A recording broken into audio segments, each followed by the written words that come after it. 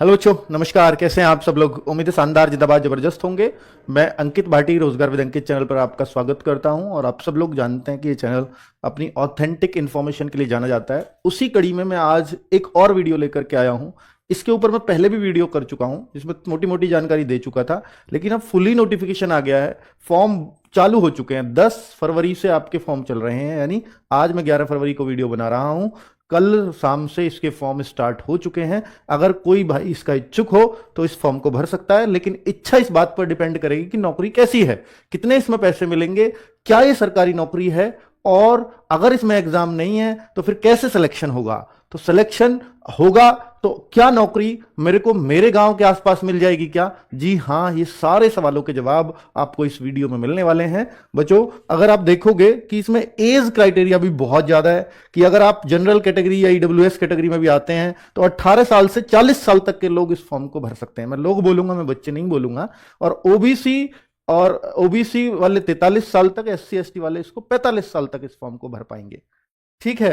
तो अभी ये क्या ये सेंट्रल गवर्नमेंट की जॉब है। हाँ, आप जैसे एक होता है ना, एसबीआई बैंक है, वो केंद्रीय बैंक नहीं है, लेकिन काम केंद्रीय बैंक जैसा ही करता है। तो आप सेंट्रल कर्मचारी परमानेंट नहीं हो, लेकिन काम आपको परमानेंट कर्मचारी की तरह ही करना है। और सबसे अच्छी बात है कि इस जॉब में आप सिर्फ 4 से 5 घंटे ही काम करते हो। अगर इससे ज्यादा आपसे काम करवाया जाता है तो जो आपका मानदेय फिक्स है उससे एक्स्ट्रा भी आपको कुछ फायदे मिलेंगे in the terms of salary. अगर काम कुछ ज्यादा होता है और काम आप अपना बहुत अच्छा करते हो, मार्केटिंग वगैरह कुछ इस टाइप का भी काम होगा, अगर वो बहुत अच्छा करते हो तो उसके भी इंसेंटिव्स आपको एक्स्ट्रा इसमें दिए जाएंगे। ठीक है। तो अगर हम देखें कि भाई आपको, और सबसे अच्छी बात है कि ये ऐसी सरकारी नौकरी है, मतलब ये अर्ध सरकारी कुछ भी आप कहिए, कि भाई ये ऐसी नौकरी है कि आप इसके साथ कुछ अपना काम भी कर सकते हो। कई बार होता है ना, सरकारी नौकरी लग गई तो आप अपना काम नहीं कर सकते, तो यहां आप अपना काम भी कर सकते हो। जैसे कैसे कि आप ग्राम डाक सेवक बन गए और फिर अपनी जॉब के बारे में बताए जा रहे हो कि भाई देखो, आज मैं यहां निकल लिया, आज मैं ये काम कर रहा हूं। तो इस तरह के भी लोग इच्छुक होते हैं। ठीक है। तो मतलब दिखा सकते हो आप लोगों को कि भाई आप किस तरह से आप लोगों की हेल्प कर पा रहे हो इस जॉब में रह करके। ठीक है। लोग इंटरेस्टेड भी होते हैं कि आप वो जानना भी चाहते हैं कि क्या क्या काम आप करते हैं, या सरकारी कर्मचारी क्या क्या काम करता है। तो देखिए, 10 फरवरी से 3 मार्च तक ही आप फॉर्म फिल कर पाओगे। तो अगर आप इसमें फॉर्म फिल करना चाहते हो तो आप कर सकते हो। कहां करना होगा, इसकी एक वेबसाइट दी हुई है। और मैं आपको, अगर आप कहोगे कि फॉर्म कैसे फिल करें, इस बात में भी संदेह है, तो एक एक कॉलम कैसे भरना है कि गलती ना हो, तो उसकी भी एक वीडियो बनवा दूंगा। आप बता दीजिएगा, वैसे मैं बनवा ही दूंगा, और वो वीडियो शायद कल तक आ जाएगा। शिवम सर उसको बना रहे होंगे, तो वो एक कंप्लीट वीडियो होगा कि आपके फॉर्म में भी कोई गलती ना हो और आपकी कॉल आए। ठीक है। चलिए, अब देखिए, इसमें एज भले ही 18 से 40 दे रखी है ईयर, लेकिन जो सिलेक्शन होगा वो जवानों का ही होगा। उसका कारण मतलब वो थोड़े कम एज वालों का ही होगा। जिनकी एज 35, 40, 30 प्लस होगी, उनके उस टाइम पे 10th में बहुत अच्छे परसेंटेज नहीं आते थे, और 10th का परसेंटेज तो बाद में बहुत बड़ा है। तो वैसे ही ये 30 वाले तो वैसे ही बाहर हैं। तो जो नौकरी में मिलने वाली है वो 18 से 30 वालों को इसलिए मिलेगी क्योंकि ये 10th के परसेंटेज बेसिस पर ये नौकरी दी जाएगी। अब सर कितने परसेंट पे नौकरी मिलेगी, ये भी बड़ा सवाल हो सकता है बच्चों का। तो अब ये जो परसेंटेज कितने पे मिलेगी, ये डिपेंड उस बात पे करेगा कि कितने लोगों ने फॉर्म भरा है। और फॉर्म कहां जाएगा, आपके डिवीजन हेड पे जाएगा। डिवीजन हेड आपका डीएम भी हो सकता है ना। फॉर्म भरवाया जाएगा सरकारी, भाई सेंट्रल गवर्नमेंट का पोर्टल है, सेंट्रल गवर्नमेंट का, वहां भरवाया जाएगा। वो लोग अलॉट करेंगे, आपको कुछ नहीं भरना। फिर जो कॉल लेटर आएगा आपके डॉक्यूमेंट वेरिफिकेशन के लिए, तो समझ लो आप सेलेक्ट हो गए हो। फिर आपको अपने डॉक्यूमेंट्स लेकर के वहां जाना है, वो चेक कराने, चाहे वो डीएम साहब हो या कोई भी हो, मतलब जिसको भी अलॉट करेंगे। आपके वो डॉक्यूमेंट्स चेक हो गए तो आप नौकरी लग गए। ठीक है। आपको बता दिया जाएगा आपको इस डाक खाने में नौकरी करनी है। ठीक है। तो ये बहुत आसान प्रोसेस है, और एक लाइवलीहुड के लिए एक अच्छी, अगर आप गांव में रह करके अपने गांव को नहीं छोड़ना चाहते हो तो मतलब उसमें रह करके आपको अच्छा काम मिल रहा है जिससे आप सीधे गवर्नमेंट से जुड़े हुए हो। ठीक है। तो एडिट और करेक्शन, अगर फॉर्म में गलती हो जाए तो भी ये चांस है कि आप उसको सही कर लो। 6, 7 और 8 मार्च को आप फॉर्म को करेक्ट कर पाओगे। अब वैकेंसी अलग अलग स्टेट के हिसाब से अलग अलग निकली हुई है।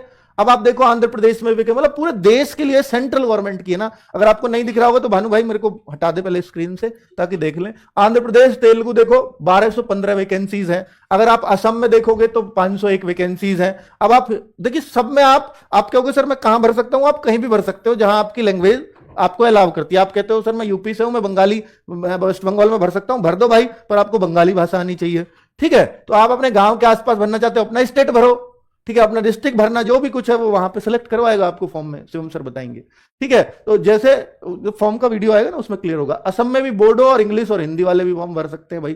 तो ये वैकेंसीज बहुत कम है असम में, इनकी बोडो और इंग्लिश हिंदी वालों की। अब आप देखो बिहार में हिंदी चलती है तो 783 वैकेंसी बिहार के लिए है। छत्तीसगढ़ में हिंदी चलती है 638 वैकेंसी, अच्छी खासी, छत्तीसगढ़ की वैकेंसी अच्छी खासी मानी जाएंगे। दिल्ली में किसी को जॉब चाहिए मात्र 30 वैकेंसी है। ठीक है, ऐसे गुजरात, गुजराती चाहिए तो वहां 1203 वैकेंसी है। अब आप कहो सर उत्तर प्रदेश में कितनी है, देखो ये 3004 उत्तर प्रदेश के हिस्से में आई है। 2292 कहां है, देखो ये उत्तर प्रदेश में, और उत्तर प्रदेश से ऊपर है जस्ट तमिलनाडु। तो तमिलनाडु में तो तमिल चाहिए, वहां तो आप भर ही नहीं पाओगे, तो 2292 वैकेंसी तमिलनाडु के लिए भी है। तो ऐसे आप वैकेंसी देख सकते हो, और ये 21,413 टोटल वैकेंसीज बनी है। ठीक है, स्टेट वाइज इस तरह से वैकेंसीज दी हुई है। अब देखो एज जो है 18 से 40, मिनिमम एज 18 है और मैक्सिमम एज 40 है। और ये रही छूट, SC ST के लिए 5 साल, OBC के लिए 3 साल। तो ये कोई स्टेट वगैरह की वैकेंसी नहीं है, सेंट्रल की ही है। और सेंट्रल ये है कि अपने ऊपर जो ना, जैसे बस ये समझ लीजिए नौकरी लगभग सरकारी ही है, बस जैसे आपको नौकरी, अब ये बाहर नहीं लेना चाहते, ये संविदा नहीं है। कभी आप सोचो ये संविदा पे है, नहीं, ये संविदा भी नहीं है। आपको 65 साल से ऊपर का आदमी नहीं चाहिए नौकरी करता हुआ, तो बताओ, तो इसका मतलब आप 65 साल तक भी इस नौकरी को कर सकते हो, ऐसी लिखा हुआ है इसमें कंडीशन। ठीक है, आप अब भर्ती हुए और इतने लोगों की जरूरत है, तो फिर आपको कहां निकाला जाएगा इसमें। हाँ, ये बता दिया इसने कि हम कोई आपको रहने के लिए क्वार्टर वगैरह नहीं देंगे, वो इंतजाम आपको अपना कर लेना, और अपने जो जीविका पार्जन के साधन है, जीविकोपार्जन के साधन है, आप अपने रखना, इस पर पूरे डिपेंड मत होना। क्योंकि जो हम मिनिमम सैलरी है, हो सकता है आप उसको भी मीट ना कर पाओ, कि भाई भारत में ये हो गई, कल को मिनिमम सैलरी 20,000 सबको देनी है, लेकिन इन लोगों को 15 ही मिल रही है। तो इसलिए जीविकोपार्जन के साधन इसलिए ऐसा बोल दिया है। और काम भी ये कह रहे हैं कि हम 4-5 घंटे ही तो ले रहे हैं आपसे, आप अपना काम करो। ठीक है, तो ये वाली कंडीशंस इसमें लगाई हुई हैं। तो ये 10 इयर्स जो डिसेबल लोग हैं वो भी कर सकते हैं, डिसेबिलिटीज पर्सन, तो ये उनके लिए मतलब एज छूट है। आगे qualification age on date of notification, अगर आप देखेंगे कि एजुकेशनल क्वालिफिकेशन क्या चाहिए, तो 10th मांगी है, सिर्फ 10th पास, सिर्फ 10th पास अगर आप हैं तो ये फॉर्म भर देंगे। इसमें भी 3 तरह की पोस्ट निकली है, तो उनके बारे में बताऊंगा कि भाई देखो इसमें 3 तरह की पोस्ट हैं, तो मैंने वो शायद ऊपर पढ़ी नहीं, हाँ आगे बता देता हूं। ठीक है, उससे पहले बता देता हूं कि ये क्वालिफिकेशन में ये लिख रखी है अदर क्वालिफिकेशन, जो नेसेसरी नहीं है, कि नॉलेज ऑफ कंप्यूटर। ठीक है भाई, है तो बहुत बढ़िया बात है, ये आपसे बाद में हो सकता है डॉक्यूमेंट वेरिफिकेशन के टाइम पे पूछ लिया जाए। मान लीजिए डॉक्यूमेंट वेरिफिकेशन में उन्होंने दुगने बच्चे बुलाए, जितने हमें जरूरत है उससे दुगने बुलाए, तो जब वो दुगने बुलाए तो फिर वहां जाकर के डॉक्यूमेंट वेरिफिकेशन चेक करते टाइम आपसे पूछ लिया कंप्यूटर की जानकारी, तो आप कहोगे नहीं है, तो हो सकता है दूसरे वाले का सिलेक्शन हो जाए। तो थोड़ा बहुत सीख लेना या कह देना हाँ है, कोई टेस्ट तो हो नहीं रहा। नॉलेज ऑफ साइकिलिंग, साइकिल चलानी आती है कि नहीं, क्योंकि ये साइकिल वाला अनाउंस मिलता है ना इसमें, तो और इतनी कम सैलरी में आप कार या बाइक तो अफोर्ड नहीं कर सकते, इस वजह से ऐसा होता है। और डाकिया का पहले हथियार साइकिल ही होता था, वो भी आपको पता है। एडिक्वेट मींस ऑफ लाइवलीहुड, तो यानी आपके जीविकोपार्जन के साधन पर्याप्त मात्रा में आपके पास होने चाहिए। तो बताओ ये कोई क्वालिफिकेशन है? इतने सबके पास होते ही हैं, पर फिर भी देखो नौकरी चाहिए। आगे आ जाते हैं, तो देखो ये रहा service conditions and brief job profile and resident. तो रेजिडेंस एकोमोडेशन बोलते हैं जिसको, एकोमोडेशन कहते हैं रहने की जगह। तो इसमें वो कंडीशन बता दी है जो मैं आपसे बता रहा था कि भाई देखो सेंट्रल गवर्नमेंट, देखिए इसमें साफ लिख दिया, the applicants must clearly understand, साफ तौर पर आपको समझ जाना चाहिए दैट द GDS ग्राम डाक सेवक, ग्रामीण डाक सेवक जिसकी भर्ती है, ग्रामीण डाक सेवक are not regular employ of the department या सेंट्रल गवर्नमेंट। अपने आप को सेंट्रल गवर्नमेंट का रेगुलर एम्प्लॉय मत समझो, उसे तो हम CHSL के थ्रू भर्ती करते हैं। ठीक है, and their emoluments and allowance and other entitles are not at par with the central government employees, यानी सेंट्रल गवर्नमेंट की तरह के जो अलाउंसेस मिलते हैं उस तरह के अलाउंसेस की बेसिक पे कम से कम 18,000 है सेंट्रल गवर्नमेंट में, तो वो यहां नहीं मिलेगी। और आप इसलिए मत समझो, देखो ये बोल दिया है, क्योंकि यहां ऐसी छूट सेंट्रल गवर्नमेंट एम्प्लॉइज को नहीं होती कि आप अपना काम भी कुछ कर सकते हो, यहां कर सकते हो। वहां उनको छूट नहीं होती कि आप 4 घंटे काम करो, यहां है, पर वहां इंसेंटिव नहीं मिलता, यहां मिलता है। तो ये बहुत सारे फर्क हैं। ठीक है, पर ऐसा नहीं है कि आपको जॉब से निकाल दिया जाएगा, इनको जरूरत पड़ती रहेगी, आपको से काम कराते रहेंगे, आप परमानेंट टाइप से एक भर्ती हो गए हैं, पर ये अपने ऊपर लायबिलिटी उसको नहीं रखना चाहते, बात यह है। ठीक है, चलिए, तो अब ये देखो, they are required to work for minimum for a period of 4 hours. मैं ऐसे ही नहीं बोल रहा कि 4 घंटे की बोल रहा हूं, कि मिनिमम तो आपको 4 घंटे काम देंगे ही देंगे वो, एंड मैक्सिमम आपको 5 घंटे का काम मिलेगा।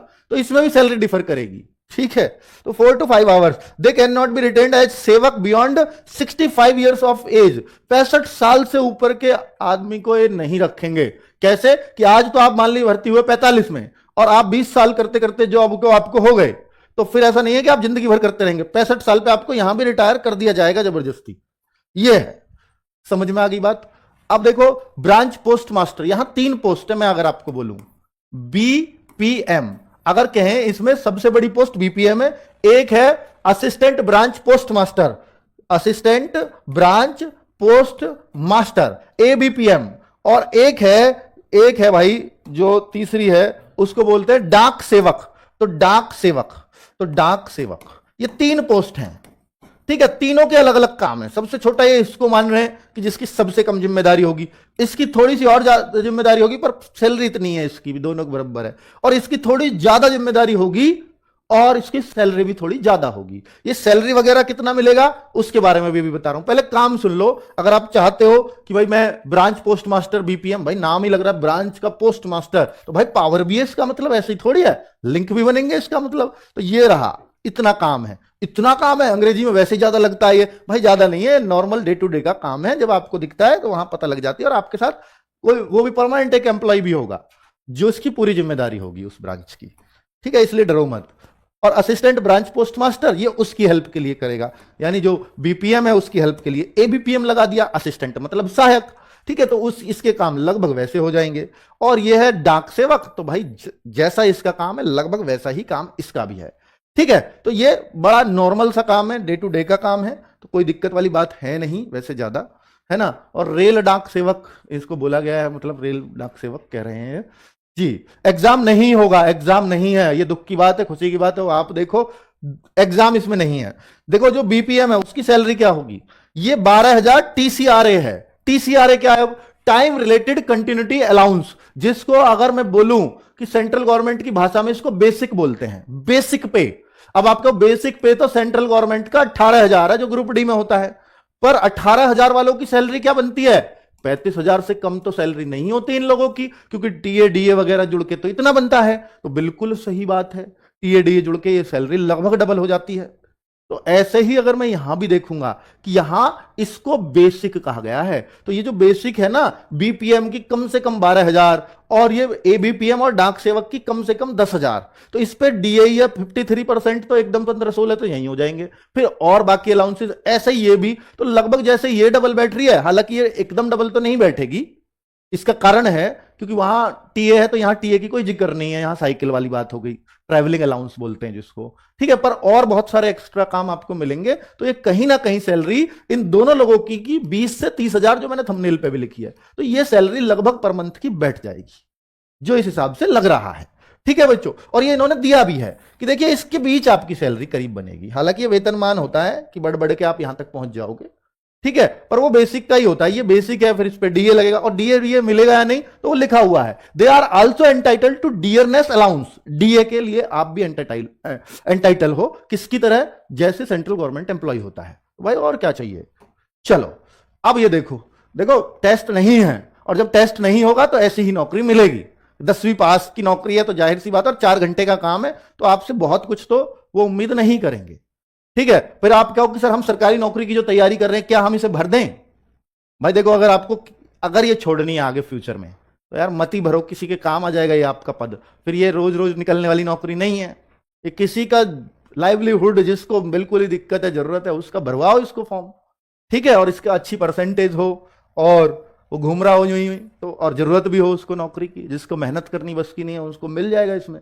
ठीक है, तो ये आपको बताया हुआ है कि भाई देखो, they are entitled to such reservation as per the eligibility prescribed in the notification, this should also be in position of a valid certificate in the prescribed format in support of their. देखिए ये कुछ नहीं है, SC ST OBC PWD EWS जो ऐसी category भरेंगे उनके लिए आपको अपना सर्टिफिकेट देना होगा।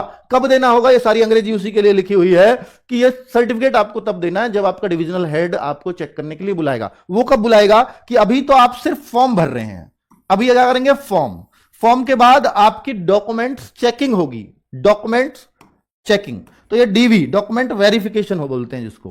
तो डीवी होगा आपके डिवीजन में, और ये डिवीजन कौन सी होगी, ये रेलवे के हिसाब से डिवीजन हो सकती है। ठीक है, तो ये वहां पर आपका जो डिविजनल हेड होगा वो अलॉट करेगा, भाई आप इनका डॉक्यूमेंट वेरिफिकेशन कर लो। और जैसे फॉर्म भर रहे हो तो आपकी 10th की परसेंटेज, तो जो 10th की परसेंटेज है उसको ये भरवाएंगे अच्छे से। 10th की परसेंटेज के आधार पर ही आपको डॉक्यूमेंट वेरिफिकेशन में बुलाया गया है। वहां पर आपकी मार्कशीट वगैरह देखी जाएंगे कि आपके इतने परसेंटेज है भी या नहीं है, फिर आपको उस हिसाब से सिलेक्शन दिया जाएगा।